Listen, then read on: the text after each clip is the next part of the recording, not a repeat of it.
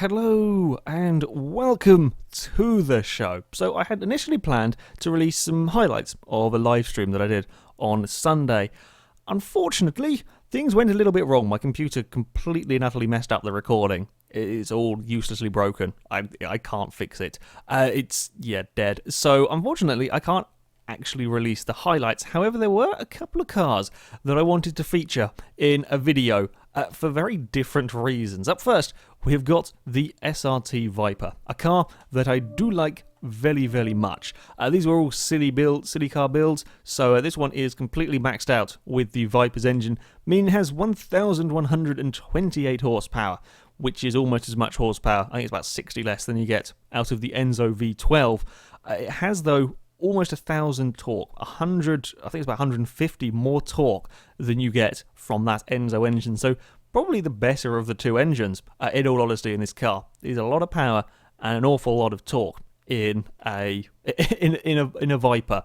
I was slightly concerned, shall we say, about the driving of this car. The one saving grace, if you like, to this vehicle is the tyres. The tyres are humongous. Of course, we're running race tyres on here. And on the back, 365s. They are the largest tyres I think I've seen in a Forza game. I think we had these on the Ford GT40 in Horizon 2. You can probably get it on the GT40 in this. I haven't seen bigger tyres than these, though, for the rear of a car. Humongous tyres on the back, which is good. You're going to want them for putting down all of the power and all of the torque. But I was still concerned about sliding this car around, as it has got so much. The front tyres are also pretty damn big, 305s on the front. That's bigger than a lot of the city car builds have had on the rear. That's some sizable tyres on here. Of course, we've got all the aero parts and handling parts and so on. So I thought this car may stand a little bit of a chance, but I was expecting a struggle to be driving it. When I drove it at the Top Gear test track, I really liked it. But for this, I'm going to take the cars to Sebring, our old testing track for silly car builds. We're going to go to the Sebring Club Circuit. I'm going to see how these fare on the leaderboard. Now, normally we compare these to the stock time that was set by a V8 supercar, 1 minute 8.1, and I'm going to go with 5 laps to see if I can go quicker with the Viper. Now, driving this car at the Top Gear test track, it was a lovely, lovely car to drive, which completely amazed me. That I'd never expected. Off the line, for example, a little bit of caution, and you can get off the line with barely any wheel spin, with barely any problems. In one of the most powerful, one of the torquiest cars I've ever driven on this series, the Viper gets off the line with no problems. That's impressive. That is very impressive. It is so fast, I can't get stopped into the next corner. And of course, with all of this power, so it is a very, very fast car. Even on cold tyres on this opening lap, this is nicer to drive than quite a few other vehicles that I've had. Although I've got that corner a little bit wrong. It's just got so much grip, and I can put the power down out of the corners. Second gear on the exit of that corner. Okay, I'm not quite flat out in second gear, but I don't have to be ludicrously careful. I can still be fairly aggressive with this car. Again, going on to the start-finish straight. The real test is, can we be flat out here? Not many cars can. In the Viper, I had a little lift, but this is still on the opening lap. We've still got cold tyres, and I only had to have a little lift. In the Viper, braking into the hair. From a standing start, we've almost gone quicker than the V8 supercar. That's how fast this vehicle is. I mean, okay, we would expect this to go quicker than the race car, because this is a higher class, higher PI than the V8. I would expect this to probably be the quickest car we've ever had at Sebring, in all honesty. I've cocked it up big time. We caught it, though. You can, I'm saying this car is incredibly good. You can still get it sideways. It's with this much power, you fool around too much, and of course you will get it sideways. Stop putting wheels on the curbs and the grass. There's another danger that I'd forgotten about on Forza 5, having not really driven a huge amount on here for a while, mostly been on Horizon 2. You put a wheel on the grass in these sort of cars and you're going round in a circle, especially on the curves. This track has got nasty curves to deal with, or we didn't have at Top Gear as well. But you put a wheel on the grass, you're probably going round when you've got this much power through the rear wheels. Can we be flat out? I got a bad line through there. I reckon we can be flat out, even with all this speed. so good. God, it's almost 180. That's on par with the fastest cars we've had down here, I think. 180 miles an hour before the first corner at this short track. This is another big test coming up. Oh god, a little bit sideways out of there. How far can we be flat? We probably can be if I get a good line. That was a terrible terrible line through there. And slowing it down for this one. And then we've got to look at the sun. I like the Top Gear test track in that the sun, I think the sun only blinds you for a very brief second because it's England and they made it cloudy. I think it's Silverstone the only track that isn't at sunset because it's cloudy on 5. I think it might be, you know. No, please slow down. I've forgotten how quick you accelerate. Oh, we're around there. Just get off the grass. Yeah, the other thing with Forza 5 that I'd forgotten about. Put a wheel on the grass and your car kind of gets sucked in and you can't get it off the grass again. And that makes things even more dangerous with these sort of cars. Okay, now we've got a good line out of here. Can we be flat out through? We can be. I chickened out and was fiddling with the steering. A 105.666. I think that could be the quickest time we've had. I will have to have a quick check. I've got the leaderboard up somewhere on my computer. I'll have a quick I can't take my eyes off the screen with this car. You do have to concentrate with it. You're going to have to concentrate. Yeah, you can be flat out around there. I was just being a little bit on the cowardly side that time around. This is one of the probably the most torque I've had in the car on Forza 5. Almost the most power, and I can be flat out through the corners that most cars struggle with. That should give you a sense of how good this vehicle is, and a lot of that is down to the tyres. A lot of it just have massive tyres is certainly very useful. But other cars have had decent sized tyres. Yeah, this is a damn good car to be able to deal with all of this power and everything. That's mighty impressive. I mean, the brakes aren't even I'm braking at a fairly sensible braking point. Yet we're flat through there. Flat, absolutely flat out around that corner. Very few cars have done that at 4.7. We're braking, I mean, we're going quicker than most cars, and we're braking at the same braking point as most cars. Again, brakes are very good on here. And now we've got some nice warm tyres. It's barely even sliding around. Okay, don't lift. There we go, flat out through that corner. It really is a remarkable vehicle, this SRT Viper. It really is. It's just such for a silly car build, and with all of the power in it, torque that it has, it shouldn't be this. Nothing should be this easy to drive. I've built worse cars for versus the community. I've built more oversteery cars and silly cars that I've raced in versus the community. Oh, we've overshot completely. God damn, I was on for a 1:03 on this lap. I've just blowing it all away on. On one corner. Yeah, definitely 1:03 is possible. I could probably go quicker, in all honesty. Such a nice car to drive. I did not woo. I just didn't expect it from the Viper. I mean, I thought it might be okay, but I was sure it was going to slide a lot more than it does. No, mighty fast car. This one here. It goes fastest of anything we've had. It goes quicker than the Diablo, and I was probably on for a 1:03. On that final lap if I hadn't pissed it all away on one corner. I'm on 4.7. That's a seriously quick car. The Viper is quicker than the Lotus and the Supra. That's a stupidly quick lap time for this vehicle, and I'm now annoyed that I didn't go even quicker with it. Absolutely lovely car to drive.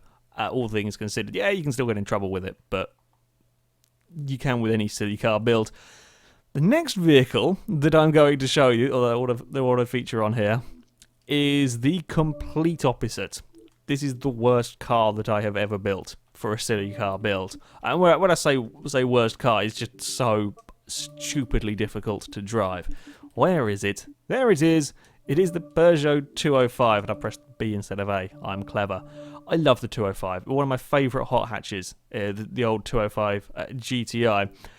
However, there are many problems with the city car build version. Now, we'll start with the quite noticeable wing. Let's face it, it's the biggest wing you've ever seen on it. It's made funnier by the fact that the car is tiny. This is the sort of wing, I think it's the Hill Climb. I think this is the Hill Climb kit for the 205. I know there's a few different versions, Group B, a Dakar one. I'm presuming at least this is the Hill Climb, because that's normally what all the silly aero bits are for. Like this is the sort of wing that you see on the Suzuki SX4, the Hill Climb monster thing. You're kind of used to seeing them on that kind of crazy car, but on a little hatchback, it looks ridiculous. I also love, when we come around here, how it's got struts for holding the bottom of the wing up, and then there's struts in the middle of the wing. It's so big it has to have extra support.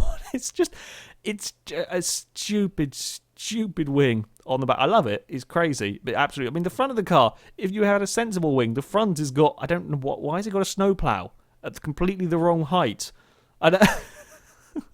It's got, I mean, to be fair, that's kind of like the wing you would see on the back of most supercars, just stuck to the front bumper at a silly angle. I don't get at all how that works for aero, but sure, it's a thing. It's got the craziest body kit I've seen on a car, and it has an exhaust at the middle for reasons. It's a stupid body. Well, I say stupid. I love it because it's crazy, but let's face it, it does look right. If you drive in third person camera angle, you just see nothing. Because look at the height of It's rather crazy. Let's be honest. As far as engines go, it's got the V6 in this one, so 875 horsepower, 600 torque. Amazingly, this is pretty much the same weight as the Viper.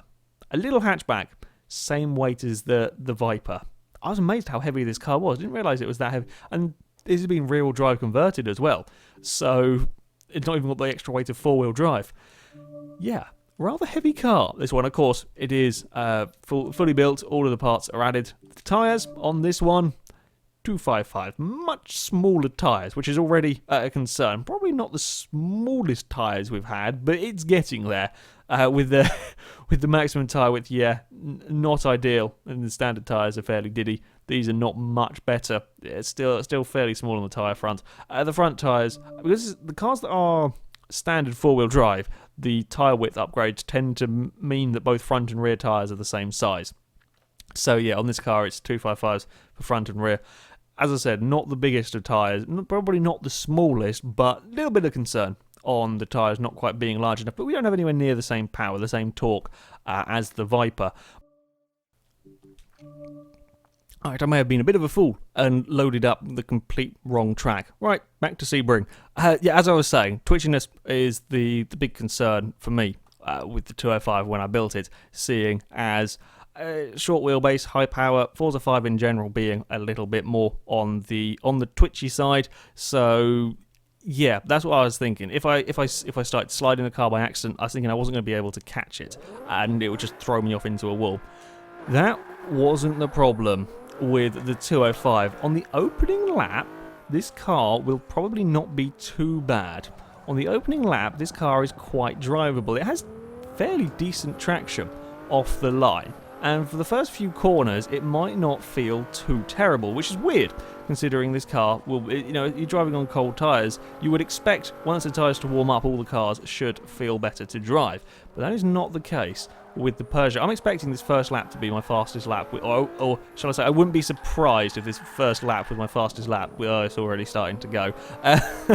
Was my fastest lap with the Peugeot, because it does something very, very strange. This car has perhaps some of the worst balance I've seen between sort of front and rear grip. It is absolutely atrocious. Now, the Sebring track is not, the Sebring club track that we use here is not quite as bad as the Top Gear test track in some respects, although there are a couple of places that are very quick here. I was flat out in the Viper. We will not be flat out in the 205. I can guarantee you that. I'm not even going to consider taking this. We're at half throttle through here. That's why we can't consider being flat out. I've completely lost control of the car. It's gone. It's gone completely. In fact, these corners are not quite as bad as I feared they were, because they're not quite as sharp the corners as the ones at Top Gear.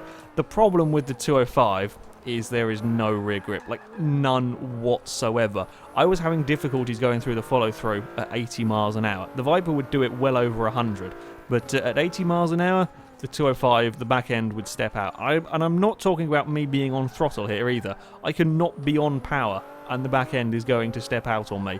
Whoop. See, barely any throttle. Okay, I've gone off the track while trying to emphasise that. Oh, bloody hell, we've gone. Twitchy, it is a little bit, but that's the least of my concerns, quite frankly. Yeah, I can be off throttle, and the back end of this car is still going to want to... Oh, good God. I don't know what's going on there. I can be off throttle, or I can be on barely any throttle, and it will still want to step out. no rear end grip whatsoever. Absolutely, oh god, it's wanting to like 40 miles an hour, and I've no idea what the back end of this car is wanting to do. It's such a stupid thing. What are you doing, car? No other car has had this particular or this problem. I was almost flat out through here first time round, and now we're scary at 90 miles an hour. At the opening lap, it works, or it's more drivable because the balance between sort of the front and rear is much better on cold tyres. And again, we're wanting to let go. The minute that we warm up the front tyres and we have grip at the front end, it completely throws this car and makes it useless. How brave. I'm actually amazed 130 is sort of drivable around there. I definitely think with these corners here being slightly more open, it's not quite... Oh, why are we on two wheels there? Why did you do that, Peugeot? No, oh, we're gone. There goes the slightly twitchy nature. Oh, dear. Yeah, that first lap is going to be the fastest lap, I think. If I don't, I'm going to have to really bloody concentrate to not spin this car. It's just so bad to drive. And it's annoying in some respects because this car has excellent traction. For a rear-wheel drive car, it really does fire out of the corners. I don't have wheel spin problems with that. And the front end grip is fairly decent. It's just the lack of rear end grip, complete and utter lack of rear grip. With some tuning, I'm sure you could make it handle a little bit better. You could adjust the suspension and so on, and it could probably handle half decently. But as standard, it's just... It's just amusing. No, we've gone. On the brakes, try and slow it down and control it. There we go. Just taking that corner is scary on its own, let alone worrying about speed. Okay, we're going to have maybe not this lap, maybe it will have to be the final lap, because I mean this one we kind of crossed the finish line sideways at low speeds. I will try and do a clean lap. If you do get a clean lap out of it and it stops spinning, oh no, 130, too fast, far too fast through there. We're not going to make it. It may set a half decent time.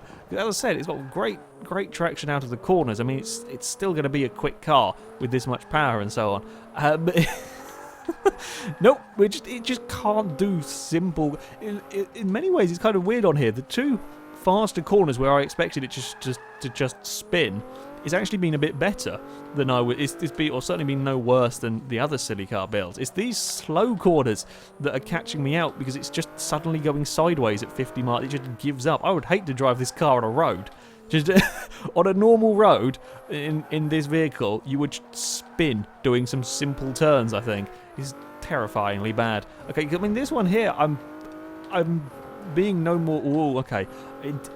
It does want to let go, but I'm still carrying a fairly sensible amount of speed in comparison to other silly car builds.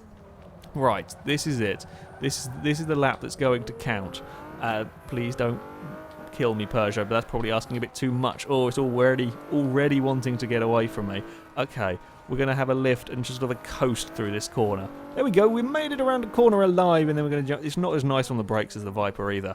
Right. Through this next one, can we be behaved? Nope. Nope. This corner. It really doesn't like this section here. Nope. We're gonna let go again. I'm trying to be as careful as I can on the throttle with this vehicle through the corners, as me applying power while turning is more than enough to send this car sideways, and like any power as well. Oh, we've slightly outbraked myself in that one. Yeah, brakes nowhere near as nice as some of the previous cars. We are actually on a half decent lap. I don't think we're going to be beating a V8 supercar somehow. Oh, we got it sideways through there. Now, how far? I mean, I want to be quick through here to set a good lap time, but I also don't want to spin. That'll do. 135. Oh, it is quicker than I thought. It goes quicker than I thought I could make it. 110.7. Not the slowest car we've had. In fact, it's gone quicker than the CTR Yellowbird, and gone quicker than a Lancia Stratos and a Bugatti Veyron and the Ferrari 375, but anything's better than that. Because that just has no grip at all. Yeah, the 205 is a bonkers car. It really is. It's so weird having so little rear end grip in comparison. It's kind of like some of the open wheeled cars like the Atom and the Crossbow. They have a similar problem, only it's nowhere near as extreme for them. This is just It's just ridiculous. Any fast corners, and the 205 will be very, very sideways. That's all it takes. And even slow speed corners, it will step out of line at 40 miles an hour without you having to do anything with the throttle. It's just a thing that it does. It looks as crazy as it drives. That's probably the best way to sum up the 205. It's a it's a thing that I just can't think of the right words to quite describe this car. I think is the best way of putting it. The 205 is very, very stupid, but it is kind of amusing. It's certainly a challenge, a real challenge, trying to keep control of this vehicle. Anyway, that is it for this video, guys. So thank you very much for watching, and until next time, goodbye.